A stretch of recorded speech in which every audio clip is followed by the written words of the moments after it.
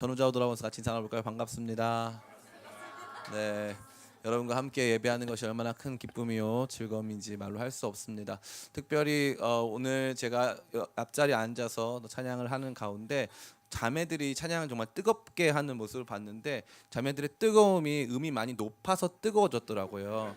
그래서 많이 힘들어하는 가운데서 찬양을 하는 것을 봤습니다. 근데 우리 전도사님 아랑곳하지 않고 그 높은 음에다 하이를 넣어서 막 하니까 우리도 막 열심히 해야 될 것 같고 막 그러다 보니까 이제 많이 여러분 목도 많이 상하시고 또 어떤 분들은 마음도 상하셨을 줄 믿는데 그럼에도 불구하고 하나님께서 여러분의 귀한 위로 주시기 간절히 바라고. 우리 조합평론사님 아까 그 마지막 불렀던 찬양 제목이 뭔가요? 그 전곡 본 어게인. 예. 영어 곡이네요. 본 어게인. 그 곡 부르는데 저는 계속 그 나얼의 바람 기억을 따라 부르고 있었어요. 너무 음이 높으니까 이거 같이 막 하다가 전도사님 나얼 같고 막 그래가지고 갑자기 그런 마음이 들 정도였는데 하여튼간에 너무 감사합니다. 또 높은 찬양인데도 여러분 열정적으로 함께 불러주셔서 너무 감사합니다. 우리가 함께 있기에 우리 예배가 복된 줄 믿습니다. 옆 사람 같이 인사해 볼까요? 함께여서 복됩니다. 예, 여러분과 함께여서 우리가 예배가 복되고 감사합니다. 조합평 선생님 함께여서 복된 줄 믿습니다. 저에 향한 미움을 걷어주세요. 예, 진짜로 사랑해 주셨으면 좋겠어요. 네, 우리는 계속해서 어려운 주제의 설교 세 편을 말씀을 나누고 있었습니다. 첫 번째 우리 길과 진리 생명이라고 하는 주제를 가지고 첫 번째 시간에 길에 대해서 생각해봤습니다. 예수님은 다른 종교, 다른 철학과 달리 예수님 자신이 길이라고 선포하셨습니다. 참 놀라운 것인데요.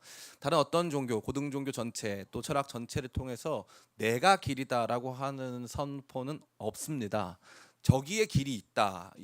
이것을 알면 뭐 길을 볼 수 있다는 존재하는데 내가 길이다라고 강하게 선포한 내용은 존재하지 않는다는 것이죠. 예수님의 그러한 선포는 우리 모두에게 있어서 굉장히 많은 궁금증을 자아내는 것입니다. 그러한 가운데 예수님을 통해서 가는 그 길, 예수님이 길이라고 하셨으니까 그 길을 통해서 어디로 가느냐? 그 길을 통해서 가는 것은 바로 아버지께 간다는 것입니다. 하나님 아버지께 가는 유일한 길이 바로 예수님이 된다 하셨습니다. 예수님은 어떻게 간다 하셨습니까? 예수님을 통해서 어떻게 간다 했습니까? 예수님을 밟고 간다 했습니다. 예수님을 밟고 간다는 것은 무엇입니까? 히브리서 말씀에 보니까 예수님께서는 예수님의 육체로 휘장을 찢으시고, 다시 말해서 성소로 나아가는 이 관문 휘장을 완전히 찢으시고 하나님 아버지께로 나아갈 수 있도록 하셨다는 것입니다. 예수님 흘리신 보혈이, 예수님 찢으신 그분의 몸이 우리에게 길이 되어 하나님 아버지께 나아가게 하는 새로운 살아나는 길이 되었다고 말씀은 저와 여러분에게 말해주고 있는 것입니다. 예수님을 밟고 예수님께서 원하시는 길, 아버지께로 나아가는 저와 여러분 다 되기를 바랍니다. 우리가 지지난주에는 진리 되신 예수님에 대해서 생각해 보았습니다. 이 진리는 많은 종류 truth가 아니었습니다. 바로 the truth, 바로 그 진리를 말하는 것이었습니다. 세상 모든 사람들이 알아야 하는 가장 근원적인 종류의 진리, 그 진리로부터 모든 것들이 파생되어서 우리로 하여금 살고 숨쉬고 우리의 생의 가치, 삶의 가치, 모든 것들을 알게 하는 참다운 지식이 바로 예수님으로부터 출발한다는 것을 지지난주에 생각해 보았습니다. 그 진리 역시도 저와 여러분들을 하나님 아버지께로 이끌어 간다고 예수님께서 말씀하신 것을 생각해 보았습니다. 오늘은 세 번째 시간입니다. 바로 생명에 대해서 알아보는 시간이 되겠습니다. 어떤 생명일까요? 우리는 이미 생명을 갖고 있습니다. 태어나 있고 존재하고 있습니다. 그러한 가운데 예수님께서 왜 내가 곧 길이요 진리요 생명이니 나를 만미암지 않고는 아버지께 나아갈 자가 없느니라 라고 말씀하셨을까? 하나님께 나아가는 것과 예수님께서 생명이 되신다는 것이 무슨 의미와 연관이 있는 것일까에 대해서 잠깐 여러분과 함께 생각해 보기를 원합니다. 잠깐 길어지지 않도록 기도해 주셨으면 좋겠습니다. 자, 첫 번째는요, 예수님이 생명이 되셨다는 것은 그렇다면 우리는 그 생명을 갖고 있지 않다라는 것을 의미한다는 것입니다. 참 재밌죠. 내가 곧 생명이다 하는 것은 우리는 갖고 있지 않은 종류의 생명이라는 것입니다. 그래서 우리는 사망 가운데 있다는 것이죠. 충격입니다. 오늘날 유물론적이고 진화론적인 인간관이 득세하고 있습니다. 이러한 인간관을 잘 보여주는 단어는 바로 데지몬드 모리스의 책의 이름과 같은데 Naked, The Naked Ape이라는 책이 있어요. 털없는 원숭이란 뜻이죠. 털없는 원숭이는 뭘까요? 네이버 그 사전에 치면요, Naked Ape 치면요 인간이라고 나와요. 인간. 인간은 존재적으로 원숭이와 똑같다는 거죠. 말을 좀 더 잘하고 좀 더 똑똑하고 뭐 더 잘 뭉치고 뭐 여러 가지 경제 활동을 하는 등등 그런 것들에 대해서는 좀 다를 수 있겠지만 결국 궁극적으로는 그 인간의 존재는 결국 털없는 원숭이와 다름없다 하는 것이 현대 인간관의 핵심입니다. 인간은 그거보다 더 높지도 않고 낮지도 않습니다. 털없는 원숭이, 가장 고도로 진화하고 발달해서 더 이상 철을 가질 필요가 없는 그러한 종류의 원숭이가 됐다는 것이죠. 그게 이제 여러분 모두가 공부하고 있는 그 여러 내용들의 전제, 기본 전제로 깔려 있는 것입니다. 이 말은 현재 굉장히 큰 신빙성을 얻고 있습니다. 지난 한 100여 년간 그랬죠. 최근 인류학 분야에서 두각을 나타내고 있는 유발 하라리와 같은 학자들, 지금 히브리 대학교 학자, 인류문화학과 문화인류학과 교수님이신데 이런 사람들도 유물론적이고 진화론적인 인간관을 그의 역사 해석 전면에 내세우고 있습니다. 말 그대로 인간은 다른 동물들과 거의 차이가 없는 존재라고 하는 것입니다. 그렇지만 저는 이러한 유물론적이고 진화론적인 인간관을 반대합니다. 목사님이니까 당연히 그러셔야죠. 제가 여기서 전 찬성합니다 이러면 또 예배가 진행이 안 되니까. 그러니까 목사님이가 그러셔야죠 하는 분들 계시겠지만 이것은 제가 기독교 인간관을 받아들였기 때문이 아니라 유물론적이고 진화론적인 인간관이 해석이 안 되는 부분이 너무 많기 때문에 그걸 받아들일 수가 없어서 이것을 받아들이지 않는 것입니다. 제가 기독교 신자가 아니라 할지라도 면밀하게 유물론적이고 진화론적인 인간관을 살펴본다면 그것을 있는 그대로 받아들이기에는 너무나도 큰 믿음이 필요하다는 것입니다.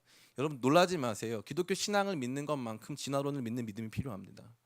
왜 그렇습니까? 제가 이제부터 설명드리는 간단한 내용에서 분명히 발견하실 수 있을 줄 믿습니다. 진화론의 핵심에는 바로 적자생존이라는 단어가 있습니다. 적자생존, 현재 존속해 있는 모든 종류의 생물은 적응해서 살아남았다는 것입니다. 어디에 적응합니까? 환경에 적응해서 살아남았다는 것이죠. 그럼 환경에는 어떻게 적응합니까? 그 내용을 설명하면 이렇습니다. 추운 지역에 사는 동물들이 있었습니다. 그 지역이 추워졌거나 뭐 계속 그렇게 됐겠죠. 그 추위를 극복하기 위해서 조금씩 세대가 지나가면 갈수록 어떤 일이 발생하냐면 점차 두꺼운 털이 생겨서 점차적으로 그 지역에 더 적합한 몸이나 여러 가지 기관들을 갖게 되었다는 것이죠. 그들이 설명하는 매우 자연스러워 보인다고 여겨질 만한 설명입니다. 근데 제 질문은 이것입니다. 그렇다면 그 적응은 도대체 누가 일으킨다는 말입니까?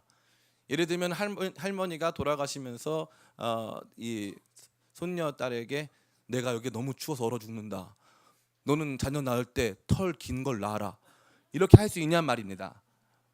그렇게 할 수는 없지 않습니까? 그럼 첫 번째는 그 지식 전달이 불가능하지 않습니까? 진화론이 허접하지가 않아요. 그래서 뭐라고 말하냐면 그거는 단순히 이 무슨 지식이나 특별한 기술이나 이런 것들이 전달돼서 더 고등한 존재로 진화하는 게 아니라 DNA의 변화, 다시 말해 돌연변이가 생겼다는 것입니다. 이 염기 서열에 이 변화가 생기는데 그 DNA가 바뀌어서 털이 많아졌다는 겁니다. 전 또 질문합니다. 그러면 그 염기 서열은 누가 바꿨다는 말입니까? 그리고 그 서열을 바꾸면 어떻게 그 환경에 적응할지를 누가 알았냔 말입니까? 저는 이게 너무 신기했습니다. 도대체 누가 알아서 털이 길어지면 환경에 적응할 것이라고 알았냐는 것이죠. 염기 서열을 바꾼 존재가 있다면 그 존재는 하나님일 것입니다.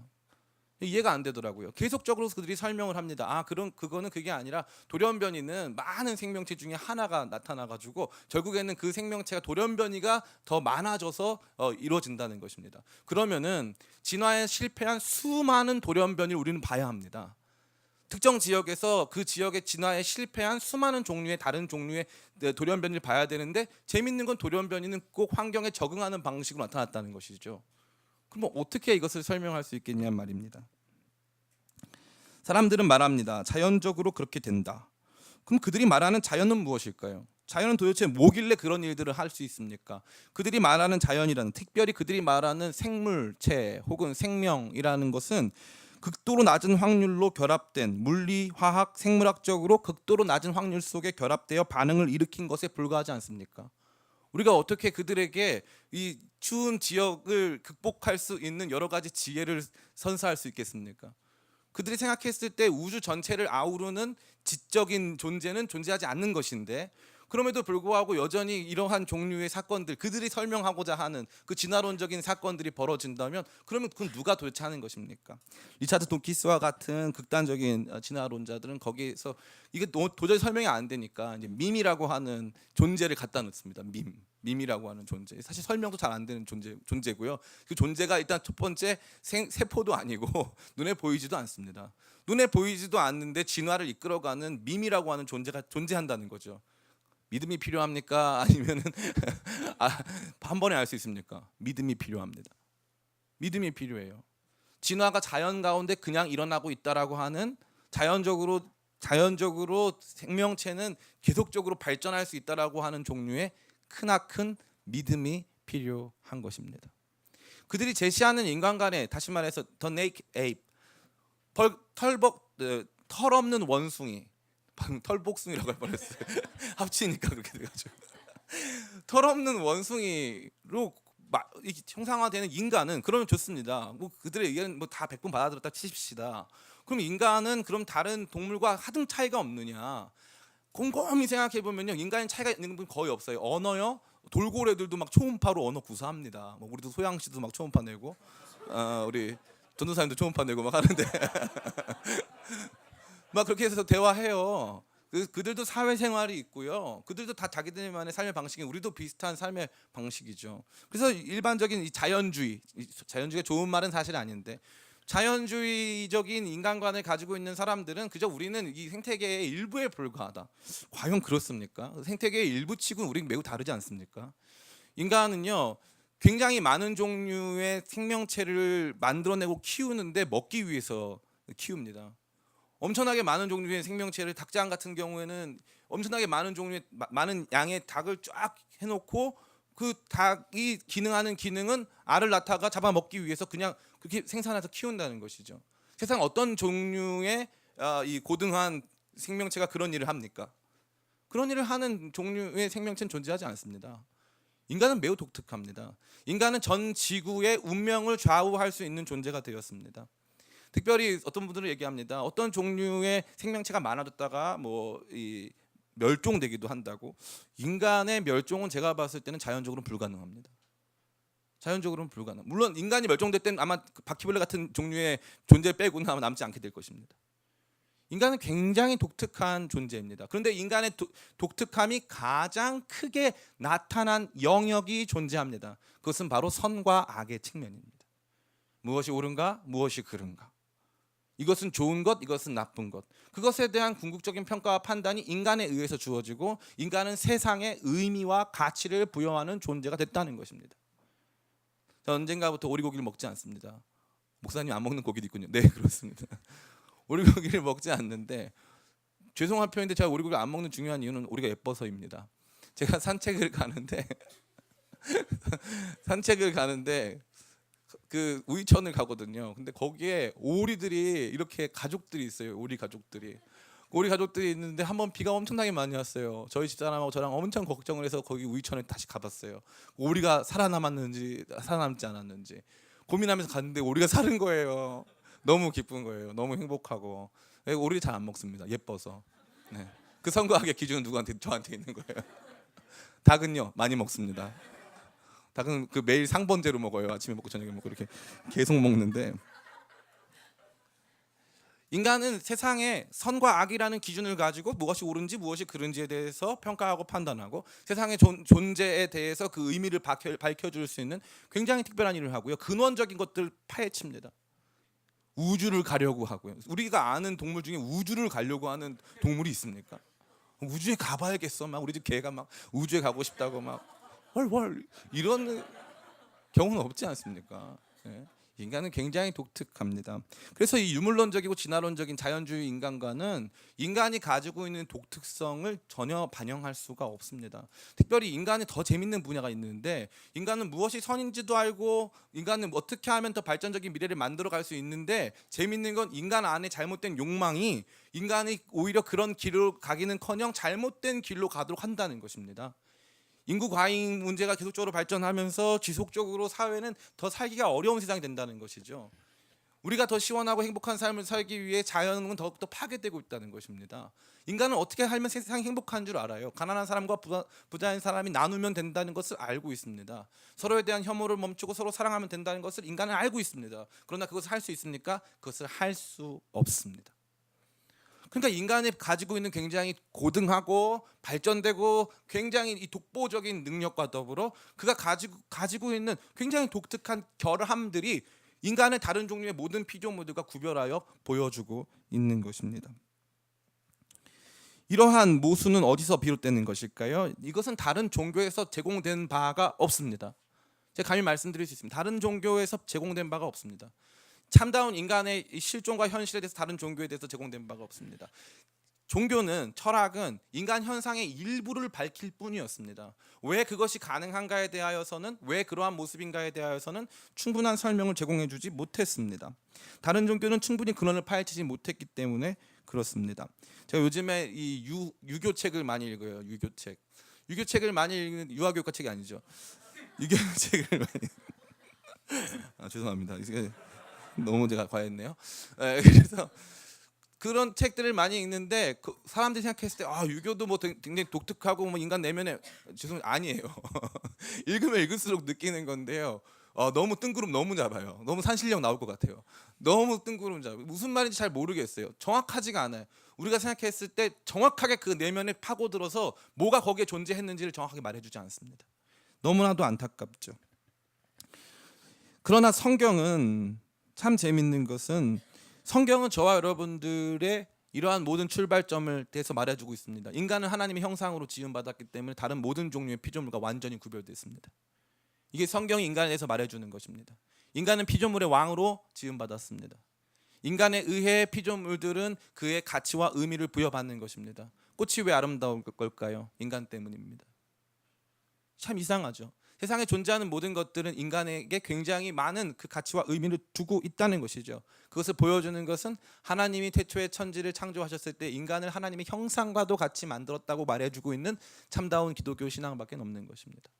다른 종류의 고대 근동 신화, 중국 신화, 일본 신화, 어떤 신화를 봐도 인간의 가치는 그저 이 세상의 부산물에 불과하고, 특별히 고대 그리스 신화로 봤을 때 인간은 신들의 놀이개에 불과합니다. 인간에게 주어진 운명은 비극 그 자체입니다. 그래서 그리스 신화의 이야기는 비극입니다. 인간은 엄청난 굴레 속에 사로잡혀, 고통과 슬픔의 엄청난 굴레 속에 사로잡혀 있는 존재에 불과한 것이죠. 그런데 성경 이야기는 완전히 다릅니다. 인간은 하나님과 가장 아름다운 관계 속에서 하나님의 형상으로 지음받은 아름다운 존재입니다. 다른 어떤 것과도 비교할 수 없는 가장 존귀한 존재가 바로 인간이라는 사실입니다. 목사님, 그렇다면 목사님이 말씀하신 인간의 결함은 어떻게 설명할 수 있습니까? 인간이 선과 악을 아는 것에 대하여 하나님과 같이 되려고 했습니다. 이것은 반역입니다. 하나님과 같이 되고 싶다. 하나님 필요 없어. 내가 하나님 할 거야. 이 세상에 내가 원하는 대로 모든 것들을 같이 짓고 거기에 의미를 부여하고 내가 원하는 대로 모든 것들을 변형하면 내 마음대로 살 거야. 유전자도 바꿔내고 자연 기후도 내가 통제할 수 있다고 큰 소리치며, 그렇게 인간이 스스로 하나님의 자리에 앉았을 때 인간은 끝없이 타락하게 되었습니다. 인간의 끝없는 추락과 타락은 인간을 지금과도 같은 비참한 모습으로 만들어 주었다는 것입니다. 인간이 저지른 죄, 다시 말해 하나님과 같이 되기를 원했던 인간의 타락은, 그것에 따른 징벌은 바로 죽음, 사망이었습니다. 인간은 말 그대로 죽은 것입니다. 그런데 재미있는 것은 이 선악을 알게 하는 열매를 먹으면 정령 죽으리라 하셨는데 그 열매를 먹었더니 죽었어요, 안 죽었어요? 그렇죠, 안 죽었죠. 수많은 사람들이 여기서 충격을 받습니다. 죽는다며요. 안 죽었어, 대박 사건. 왜 안 죽지?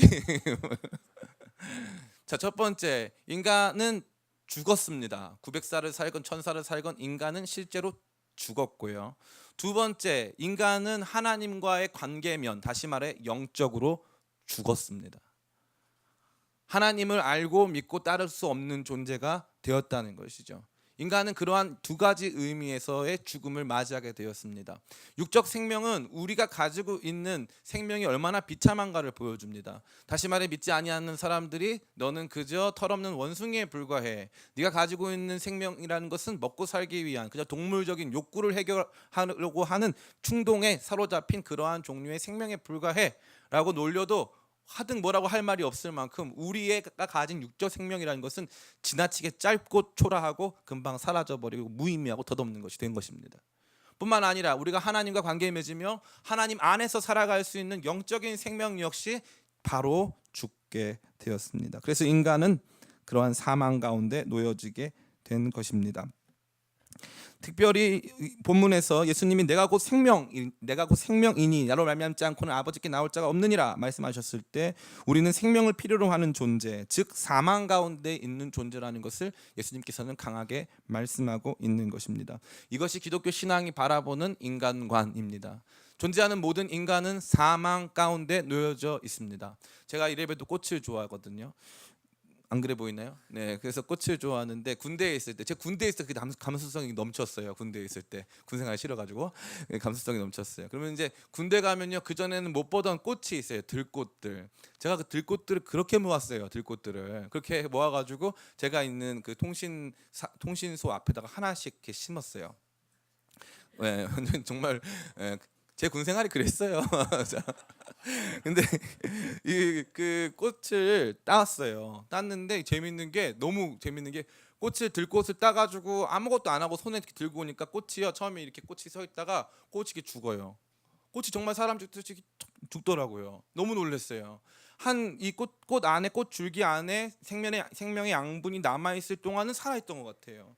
근데 거기 이 생명으로부터 단절되고 이 공급원으로부터 단절되고 나니까 얼마 못 가서 탁 죽더라고요. 인간의 모습이 딱 그거예요. 우리는 지금 살아있는 것 같아 보이지만 우리는 곧 늙고 병들고 죽습니다.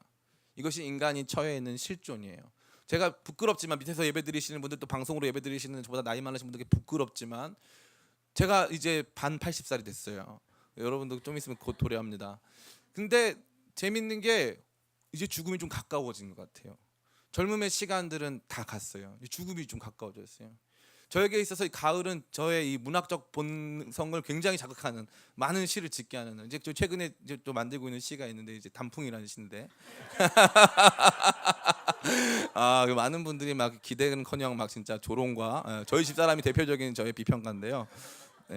재밌는 게 단풍을 이렇게 보니까요, 색깔이 봄에 폈던 꽃의 색으로 단풍이 바뀌더라고요. 마치 봄을 추억하듯이. 멋있죠. 그래서 봄처럼 개나리 노란색으로 단풍도 짓고 빨간색으로 단풍도 져요. 그러다 죽더라고요. 그러다 떨어져 죽어요. 이 노년의 봄날을 기억하다가 그렇게 사라져 가더라고요. 그게 우리 삶입니다. 인생이 무슨 의미가 있냐고요. 찬란했던 젊은 시절 지나고 나면 아무 의미도 없어요. 조금씩 우리의 시간들은 차가워지고 어두워져요. 여름이 지나고 이제 가을이 흘러갑니다. 그게 여러분과 제가 놓여져 있는 삶의 모습입니다. 살았다 하는 이름은 있었지만 우리의 삶은 산 것 아니고 죽음으로 달려가는 것입니다. 태어나자마자 우리는 죽음을 향해 가고 있는 것이 우리의 실존이 되는 것이죠. 그것이 우리의 모습입니다. 그러한 가운데 특별히 모든 사람은 영적으로 이미 죽은 존재라 예수님은 말씀하십니다. 그래서 예수님은 요한복음 5장 24절에서 이렇게 말씀하세요. 같이 화면을 읽어볼까요? 시작. 내가 진실로 너희에게 이르노니 내 말을 듣고 또 나 보내신 이를 믿는 자는 영생을 얻었고 심판에 이르지 아니하나니 사망에서 생명으로 옮겼느니. 아멘. 옮겼느니라의 시제가 중요합니다. 미래형입니까? 과거형입니까? 과거형입니다. 사망에서 생명으로 이미 옮겨졌다. 예수님 믿는 사람들 이미 사망에서 생명으로 옮겨졌다 이 거죠. 앞으로 옮겨질 것이 아니다. 그러면 우리가 벌써 이미 생명을 갖고 있는 또 다른 생명이 주어진단 말입니까? 예. 또 다른 생명이 주어졌습니다. 이미 주어졌습니다. 제가 좀 이따 설명드리겠지만 영생은 이미 우리에게 주어져 있습니다. 이미 주어져 있습니다. 참 재밌죠. 우리는 사망에서 생명으로 옮겨진 바 되었습니다. 우리의 그 전의 장소는 사망이었습니다. 우리는 하나님을 알고 싶어도 알 수 없고 하나님 만나고 싶어도 만날 수 없고, 마치 이 뿌리에서부터 줄기에서부터 단절된 들꽃과도 같이 우리 줄기에 남아있는 작은 양분을 그저 이 짧은 호흡으로 호흡하다가 생을 다해야 되는 그러한 비참한 존재의 다름 아니었다는 것입니다. 그러나 예수님께서는 이 모든 것들을 생명으로 옮겨주시는 분이 됩니다. 예수님께서는 영적 사망 아래 놓여있는 모든 사람들께 아버지께 가기 위해 예수님이라고 하는 생명을 얻어야 한다고 강하게 말씀하고 있는 것입니다. 이제 우리는 모든 인간이 놓여진 상태의 사망의 자리를 확인하였습니다. 아마도 누군가는 저에게 구체적으로 물어보실 것입니다. 그럼 영적인 죽음이 실제로는 어떤 모습입니까? 요한복음 3장 1절부터 8절에 그 모습이 잘 나타나 있습니다. 같이 한번 읽어볼까요? 시작. 그런데 바리새인 중에 니고데모라 하는 사람이 있으니 유대인의 지도자라.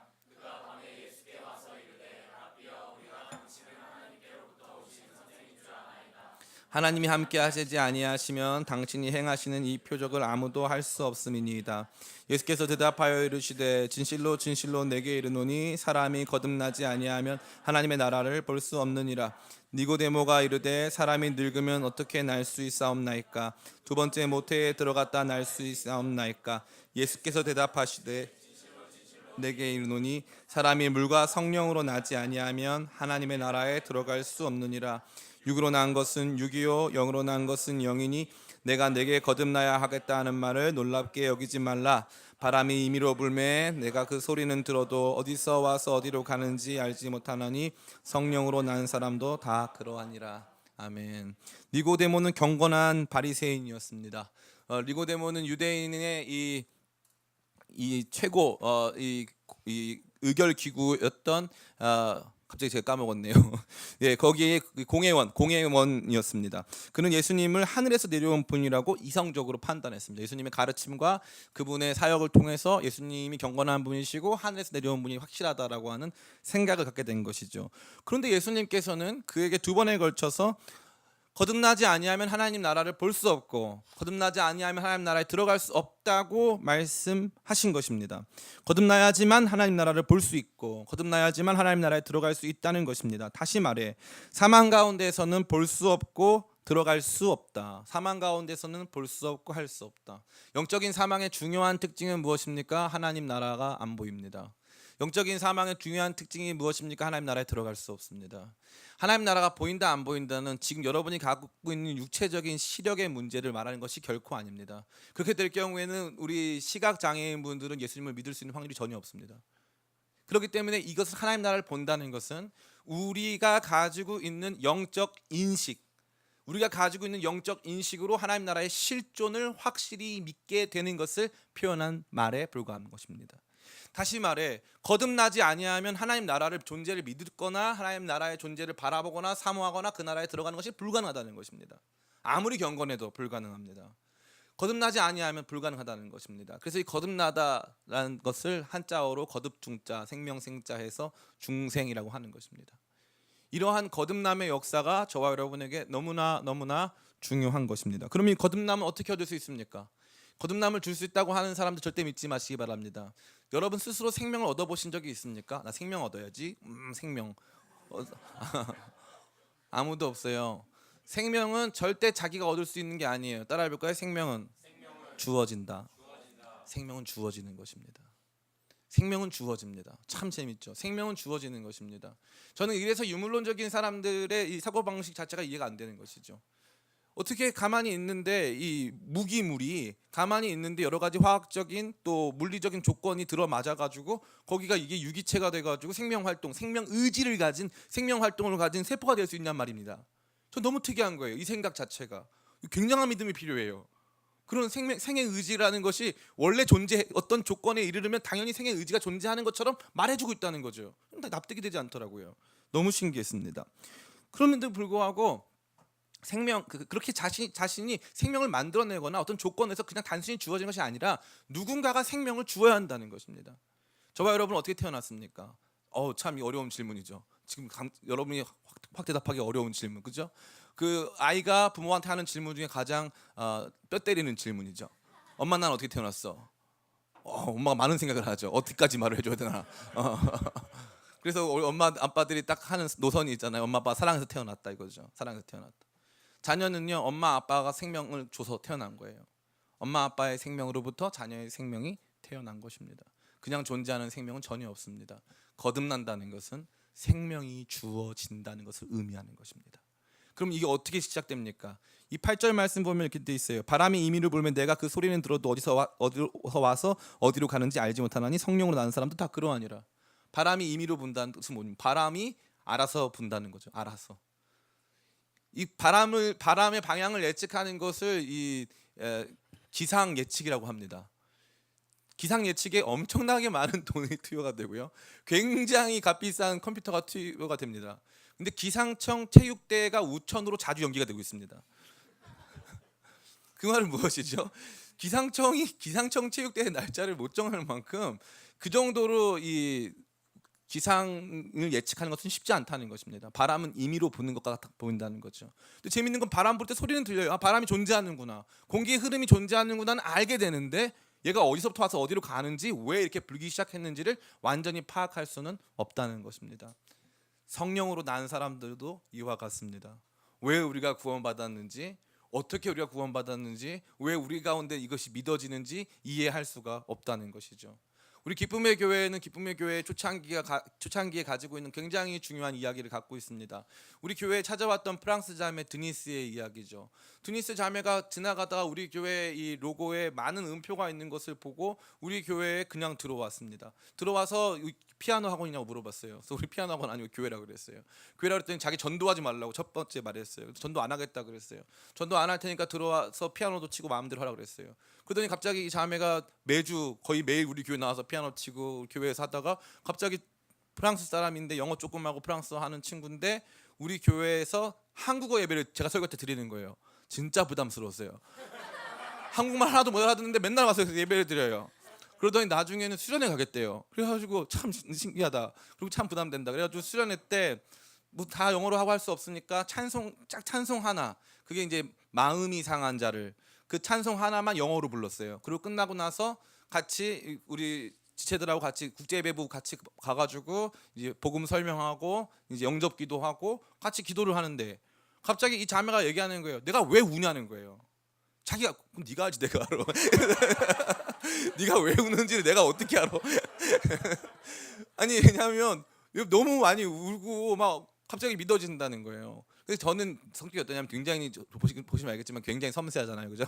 그래가지고 굉장히 섬세해가지고 이 자매가 그날 그렇게 은혜를 받았지만 이게 어떻게 된 것인지 모르니까 저 지켜보자는 거였어요. 근데 이 자매가 이제 프랑스로 돌아갈 날이 멀지 않아가지고 이 드니스 자매가 뭐라고 하냐면은 왜 자기 세례 안 주냐는 거예요. 세례를 달라는 거예요, 자기를 세례 달라고. 그래서 우리 교회에서 여기서 세례 받고 갔어요. 너무 신기하죠. 그럼 그 자매는 어떻게 구원받았는지 어떻게 설명하시겠어요?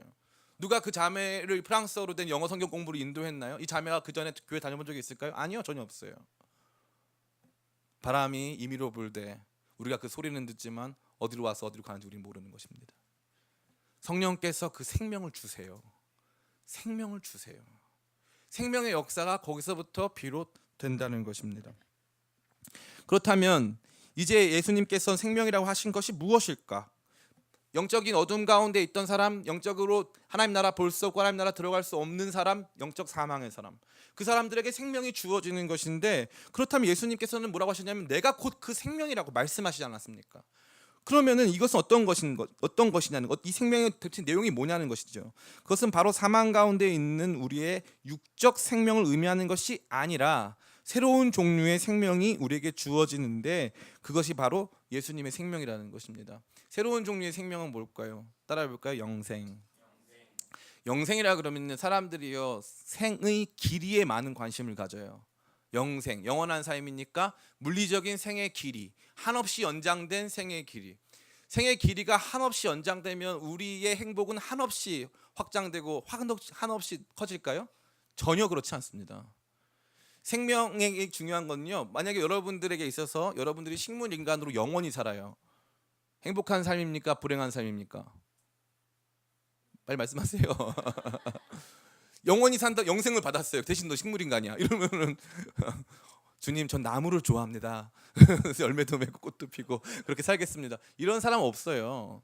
생명이라고 하는 건요, 생명이라고 하는 것은 활동을 기반으로 합니다. 활동. 생명이라고 하는 것은 생명 활동, 생명이 누릴 수 있는 기쁨, 그가 공급을 통해서 채워지고 그것으로 말미암아 에너지를 얻고 활동하는 것을 의미하는 것이죠. 그래서 영생은요 한없이 긴 생명이 아니라 질적으로 다른 생명을 의미하는 거예요. 질적으로는 다른 생명. 육체적인 생명이 갖고 있는 여러 가지 한계가 없는 영적인 생명, 하나님께서 가지고 계신 하나님의 생명을 바로 우리가 갖게 된다는 것입니다. 그것을 가장 잘 보여주는 것은 요한 1서 5장 11절에서부터 13절의 내용입니다. 같이 한번 읽어볼까요? 다 끝났어요. 시작. 또 증거는 이것이니 하나님이 우리에게 영생을 주신 것과 이 영생명이 그의 아들 안에 있는 그것이니라. 아들이 있는 자에게는 생명이 있고 하나님의 아들이 없는 자에게는 생명이 없느니라. 내가 하나님의 아들의 이름을 믿는 너희에게 이것을 쓰는 것은 너로 하여금 너희에게 영생이 있음을 알게 하려 함이라. 아멘. 뭐라고 말합니까? 너희에게 영생이 있다는 거죠. 목사님, 저에게도 영생이 있습니까? 저는 물어봅니다. 여러분 예수님 믿으세요? 아멘. 그러면 여러분 영생이 있으신 거예요. 우리 안에 영원한 생명이 들어온 것입니다. 우리 안에 그 영원한 생명이 처음엔 규자씨와 같이 작은 모습으로 우리 가운데 들어오지만 이것이 갑자기 자라기 시작하면서 나 이제 주님의 새 생명 얻은 몸 옛것은 지나고 새 사람이로다. 과거에는 존재하지 않았던 새로운 종류의 인식들, 과거에는 존재하지 않았던 새로운 종류의 반응들이 우리 가운데 일어나기 시작한다는 것입니다. 놀라운 생명의 역사가 바로 여기 있습니다. 그래서 예수님께서는 너희가 나로 말미암지 않고는 아버지께 갈 수 없다 말씀하시고 예수님이 생명이라고 말씀하신다는 것입니다. 예수님의 십자가 사건에서 요한복음에만 드러나는 굉장히 중요하고 독특한 사건이 하나 있는데 그것이 바로 예수님의 옆구리를 창으로 찌르는 장면입니다. 예수님의 옆구리를 창으로 찌르는 장면은 다른 복음서에는 등장하지 않습니다. 요한복음서에서만 예수님의 옆구리를 찔렀는데 옆구리를 찌르는 게 중요한 것이 아니라 옆구리를 찌르면 간지럽죠, 그죠? 근데 옆구리를 찌르는 게 중요한 게 아니라 옆구리를 창으로 찔렀더니 물과 피가 나오더라 하는 것이 중요한 것입니다. 물과 피가 나오더라. 물이 엄청나게 많이 강조되는 복음서가 요한복음입니다. 특별히 예수님의 피는 예수님의 생명을 상징합니다. 예수님의 죽으심을 통해 예수님 안에 있었던 물과 피, 예수님의 생명이 우리 가운데 주어졌음을 상징적으로 보여주는 것입니다. 사랑하는 우리 청년 성도 여러분, 믿음의 길은 무엇일까요? 목사님, 제가 한번 믿어보겠습니다. 잘 안 되실 거예요. 쉽지가 않으실 거예요. 목사님, 제가 믿고 싶습니다. 예, 제가 격려하고 최선을 다해서 여러분 기도해주고 여러분을 위해서 제가 중보하겠습니다. 그러나 쉽지 않을 것입니다. 신앙은 내가 시작하는 것이 아닙니다. 근데 갑자기 바람이 불어요. 바람이 불면서 바람이 분다. 그래서 바람이 이게 불면서 저 그 노래 굉장히 좋아하거든요. 바람이 갑자기 불어오면서 내 안에 갑자기 눈물이 나요. 갑자기 말씀이 깨달아져요. 그 전에는 안 깨달아졌는데 무슨 말인지 하나도 모르고 목사님 설교 시간이 제일 좋아하는 취침 시간이었는데 갑자기 말씀이 깨달아지고 말씀이 들려오고 재미있고 심지어 이 얘기가 진짜같이 들리고 여기에 내 삶을 드리고 싶은 마음까지 생긴다는 거죠. 왜요? 예수님이 생명이시기 때문에. 예수님이 우리 가운데 십자가에서 주신 그 생명이 성령으로 말미암아 우리 가운데 들어오기 시작하면요, 그때부터 우리의 안에 죽어있던 영적인 생명이 살아나서 그 생명이 우리로 하여금 하나님 나라를 보게 하고 하나님 나라로 들어가게 한다는 것입니다. 그러니까 우리가 지금 중요한 문제는 뭐냐면 단순히 이게 뭐 진리냐 아니냐, 이걸 어떻게 받아들이냐 마냐, 이런 수준이 아니라 우리에게 필요한 것은 생명이라는 것입니다. 생명 되신 예수님, 내 안에 찾아오사 죽은 내용 살려주시옵소서. 이게 저와 여러분에게 강력하게 요청되는 기도의 제목이 되는 것이고, 그것이 한번 우리 가운데 시작됐다 할지라도 그것이 지속적으로 날마다 확대 재생산되기 원하여서 날마다 그 생명으로 충만함을 받기 원하는 기도의 내용, 신앙의 내용을 가져야 한다는 것입니다. 이것이 바로 기독교 신앙입니다. 내 힘으로 내가 원해서 구원받는 것 아닙니다. 내가 잘나서, 내가 경건해서, 착해서, 능력 있고 똑똑해서 구원받는 거 아닙니다. 제가 오늘 한 얘기 있죠. 제가 만약에 저보고 이 구원받기 전에 저에게 있어서 이거 물어본다면 무슨 말인지 1도 몰랐을 거예요. 1도 몰랐을 거예요. 제가 공부해서 이렇게 혼자서 터득해서 안 게 아니에요. 언제 이렇게 알게 됐냐면요, 군대에 있을 때 하나님 제대로 만나고 나니까 갑자기 성경 말씀이 다 읽혀지는 거예요.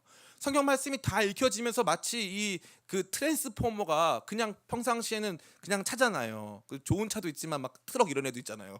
우리가 뭐 미국 사람들 트럭 좋아하지만 우리가 뭐 트럭인가 보다 이렇게 하고 말잖아요. 그런데 처음 평상시에는 되게 일상적인 트럭과도 같아 보였죠. 근데 갑자기 막 뿅 하더니 이게 막 막 착착 움직여가지고 막 와 그러잖아요, 그죠? 오 대박 사건 막 이러잖아요, 그죠?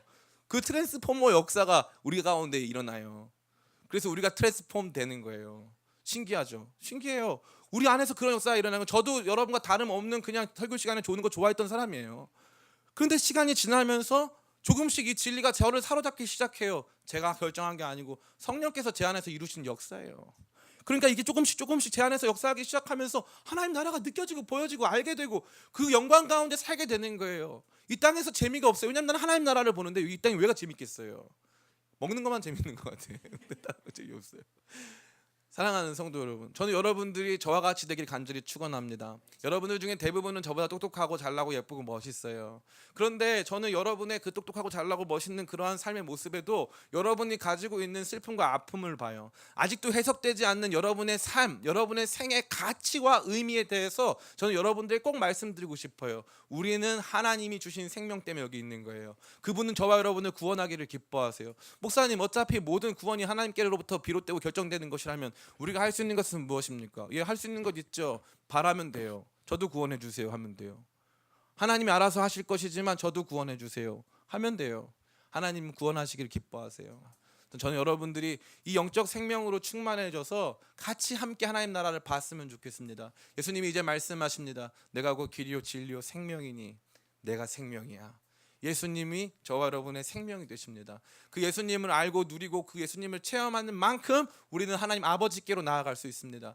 하나님 아버지를 등지면서 마치 이 뿌리에서 뽑혀진 작은 들풀과도 같이 언제 죽을지 모르고 언제 그 아름다운 빛을 다할지 모르는 우리의 생이 다시 아버지께로 돌이키면서 그 생명으로 연합되어서 다시 뿌리가 되시는 아버지께 결합되면서 하나님 아버지의 영적인 공급 가운데 생명으로 충만해지는 역사가 저와 여러분 가운데 시작된다는 것입니다.